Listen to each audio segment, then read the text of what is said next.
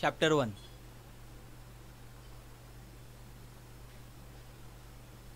Introduction of Commerce and Business. Human activities are divided into two parts. One is a economic activity and one is a non-economic activity. मतलब business activity दो इसमें divide किए गए, एक है economic activity और एक है non-economic activity. अब economic activity क्या देखते हैं हम लोग? Economic activity, running a shop मतलब दुकान चलाना, वर्किंग इन ऑफिस, ऑफिस में काम करना, प्रैक्टिसिंग अ डॉक्टर, डॉक्टर जो अपना काम करता है, इन्वॉल्व्स मनी मतलब इकोनॉमिक एक्टिविटी जहाँ पैसा है उसको इकोनॉमिक एक्टिविटी कहा जाता है. जो दुकान चला रहा है वो पैसा कमा रहा है, जो ऑफिस में काम कर रहा है वो पैसा कमा रहा है, जो डॉक्टर्स प्रैक्टिस कर रहा है वो अपने से फीस दे रहा है. तो इनडायरेक्टली कहा जाता है economic activity in which money is involve. Non economic activity उसमें होता है जॉय, खुशी, एज हॉबी, आपकी जो भी हॉबीज रहेंगे वो. टू शो लव, माँ अपने बेटे को प्यार जताती है. अफेक्शन, पिता जो भी माता पिता अपने बच्चे लोग से अफेक्ट करते हैं, मतलब उनसे नज़दीक रहते हैं. डू नॉट इन्वॉल्व मनी मतलब इसमें कोई पैसा नहीं होता है. जब हम लोग को खुशी होती है तो हम लोग खुश हो जाते हैं, तो हम लोग कोई पैसा बांटते नहीं है. माँ अपने बेटे से कभी पैसा लेती नहीं है, वरना तो जहाँ पैसा इन्वॉल्व नहीं है उसको हम लोग नॉन इकोनॉमिक एक्टिविटी कहा जाता है. तो दो चीज़ होती है, one is a economic activity and one is a non economic activity. Business. Business represent organise efforts by an individual और a group of individual. Business का मतलब एक ऑर्गेनाइज एफर्ट्स है, मतलब एक मेहनत है. ऑर्गेनाइज मतलब ठीक तरह से ऑर्गेनाइज करके जो मेहनत की जाती है, या तो अकेले ने या तो ग्रुप ऑफ पीपल ने. It is a systematic attempt by business person to produce goods and services and sell them in the market to reap the reward by way of profit. तो बिजनेस एक systematic attempt है, systematically किया जाता है, जहाँ goods produce किया जाता है, सर्विस प्रोड्यूस किया जाता है, सेल किया जाता है मार्केट में, और जो भी सेल करने के बाद उससे हम लोग को क्या मिलता है, प्रॉफिट मिलता है. तो प्रॉफिट करने के लिए जो चीज़ की जाती है उसको हम लोग क्या बोलते हैं, बिजनेस बोलते हैं. Production of goods actually means making of goods. तो प्रोडक्शन ऑफ गुड्स मतलब जहाँ गुड्स ओरिजिनली बनाए जाते हैं उसको हम लोग प्रोडक्शन कहा जाता है.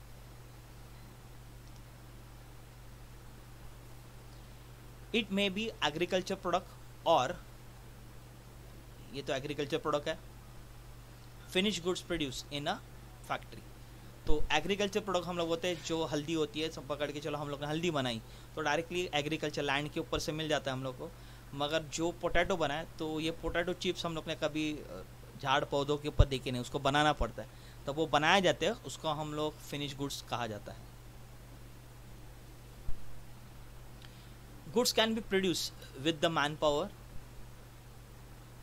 और with the help of machine. मतलब जो भी गुड्स है, मैन पावर मतलब इंसान की मदद से बनाया जाएगा या तो मशीन की मदद से बना सकते हैं.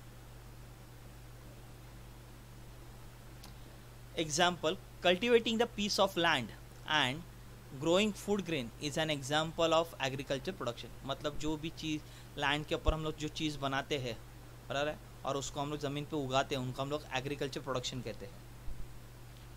However, converting oil seeds into eligible oil with the help of manpower as well as machine power is an example of manufacturing of the goods. तो एग्जाम्पल लेते हैं हम लोग, ग्राउंडनट सीड्स लेते हैं, ग्राउंडनट्स लेते हैं.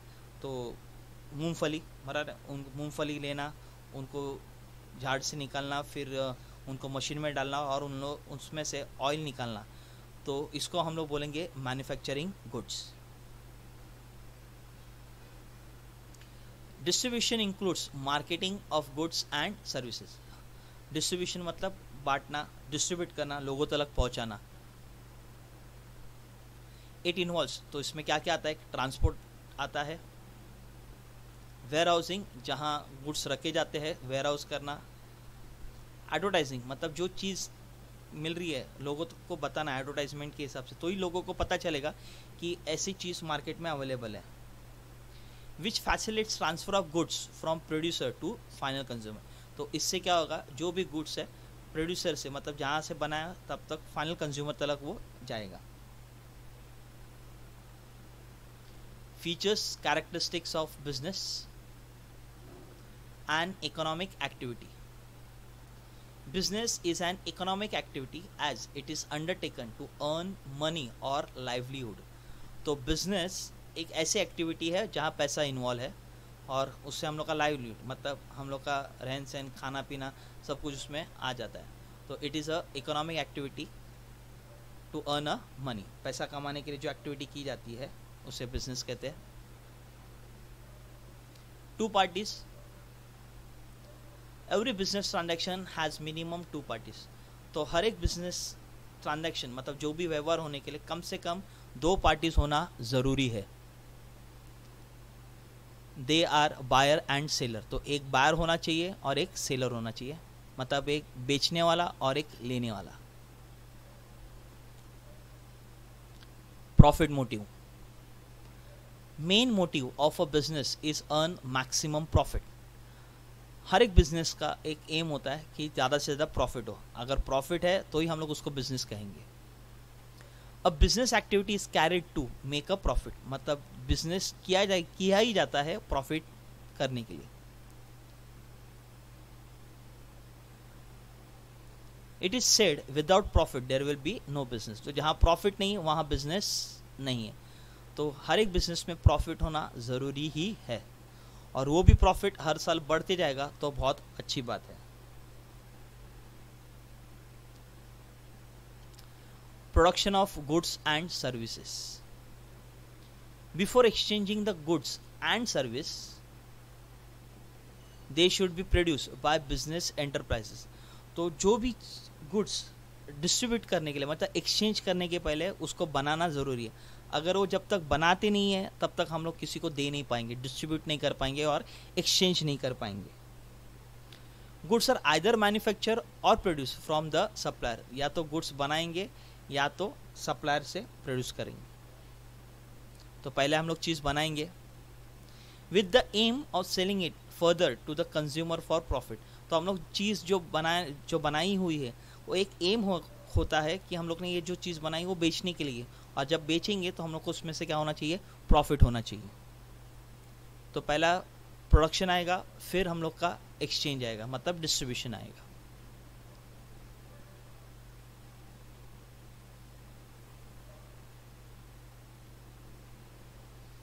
Exchange of goods and service. In business goods are sold for cash.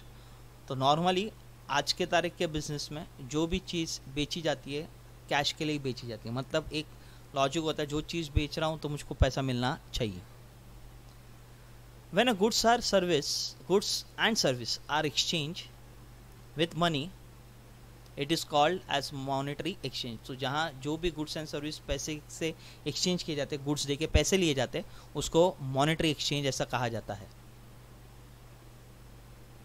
Whereas when goods and service are exchanged with some other goods and service, मतलब जहाँ गुड्स देके गुड्स लिया जाता है, सर्विस देके सर्विस लिया जाता है, उसको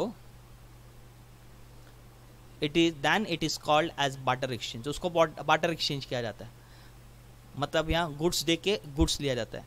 इसका सबसे बेस्ट एग्जांपल जो हम लोग के, अगर आपके आजू बाजू आपके बिल्डिंग के नीचे या तो आपके घर के आजू बाजू में जो बर्तन वाले आते, कपड़े दे के बर्तन लेते हैं, उसको हम लोग बार्टर एक्सचेंज बोलते हैं।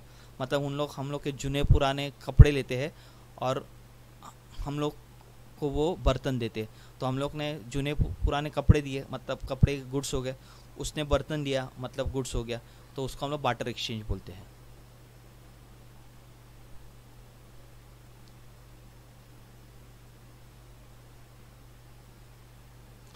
Dealing in goods and services. Every types of business transaction is concerned with either goods or service। मतलब हर एक बिजनेस या तो गुड्स का बिजनेस करेगा या तो सर्विस का बिजनेस करेगा। In the absence of goods and service, business cannot take place। अगर गुड्स और सर्विस नहीं है तो बिजनेस हो ही नहीं सकता है। दिस गुड्स में बी, तो ये गुड्स क्या क्या हो सकता है, कंज्यूमर गुड्स हो सकते हैं, कैपिटल गुड्स हो सकते हैं मतलब machineries. However, service created for business purpose are intangible which are essential for doing the business। तो कुछ सर्विसेज है बिजनेस को बहुत ज़रूरी है और वो इंटेंजिबल है मतलब न दिखने वाली है और उससे ही बिजनेस बढ़ता है, तो ऐसे सर्विसेज की भी ज़रूरत गिरती है। तो एग्जांपल आता है ट्रांसपोर्टेशन, बैंकिंग, इंश्योरेंस। मतलब ये जो सर्विस है इंटेंजिबल है, वो दिखाई नहीं देते, मगर अगर ये नहीं रहेंगे तो बिजनेस नहीं कर पाएंगे। तो या तो गुड्स होना चाहिए या तो सर्विस होना चाहिए। Continuity in dealing, if goods are sold for only one time then it will not called as a business. मतलब एक ही बार हम लोग ने चीज बेची तो हम लोग उसको बिजनेस नहीं बोलेंगे। Business means selling and buying regular on the continue, मतलब रोज ही वो चीज बेचना है और खरीदना है, उसको हम लोग बिजनेस बोलेंगे। For example, if a person sells his old TV, then it cannot be called as a business, but a dealer in the TV is called as a business। मतलब पकड़ के चलो आपके पास घर पे टीवी है, ख़राब हो गया और आपने बेच दिया और आपको कुछ पैसे मिल गए, तो उसको हम लोग बिजनेस नहीं करेंगे, कारण कि आप एक ही बार करें, आप थोड़ी रोज़ रोज़ जाके बेचोगे। मगर वही दुकानदार रोज़ टीवी खरीदता है और रोज़ टीवी बेचता है, तो उसको हम लोग क्या बोलेंगे, बिजनेस। मतलब बिजनेस में जो भी चीज़ कंटिन्यू होना चाहिए, एक बार हुआ उसको हम लोग बिजनेस नहीं बोलेंगे।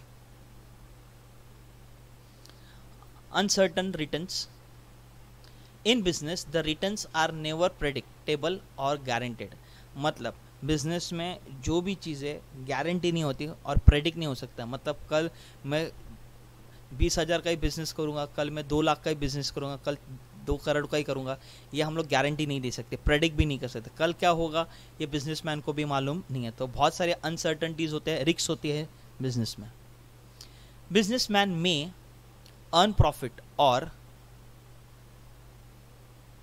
सफर लॉस, या तो लॉस भी हो सकता है। मतलब कल प्रॉफिट होगा या लॉस होगा उसको भी मालूम नहीं है।